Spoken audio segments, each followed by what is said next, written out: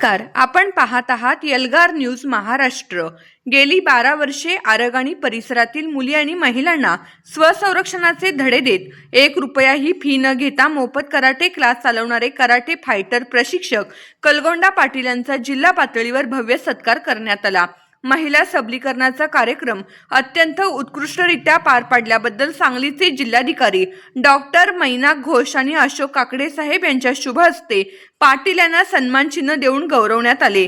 याच कार्यक्रमात महिला सबलीकरणाचा हा उपक्रमाद्वारे 350 मुलींचे प्रशिक्षण यशस्वीरित्या राबवण्यासाठी मोलाचे सहकार्य केल्याबद्दल आरग हायस्कूल आरगचे मुख्याध्यापक श्री श्रीकांत गायकवाड सर यांचाही विशेष सत्कार करण्यात आला। आरगच्या 2 सुपुत्रांचा जिल्हा स्तरावर असा बहुमान झाल्याने सर्व स्तरातून त्यांच्यावर कौतुकाचा वर्षाव होत आहे।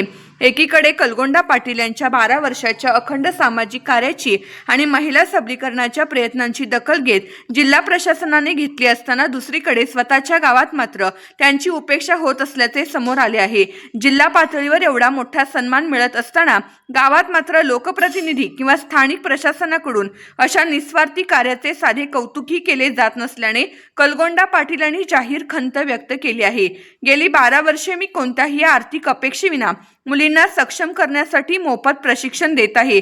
जिल्हाधिकाऱ्यांनी माझ्या पाठीवर दिलेली थाप माझ्यासाठी मोलाची आहे, पण ज्या गावासाठी आणि ज्या मातीसाठी मी हे योगदान दिले त्या गावात मात्र या कार्याची साधी दखलही घेतली जात नाही, याचे कुठेतरी मनाला वाईट वाटते, अशी खंत कलगोंडा पाटील यांनी व्यक्त केली।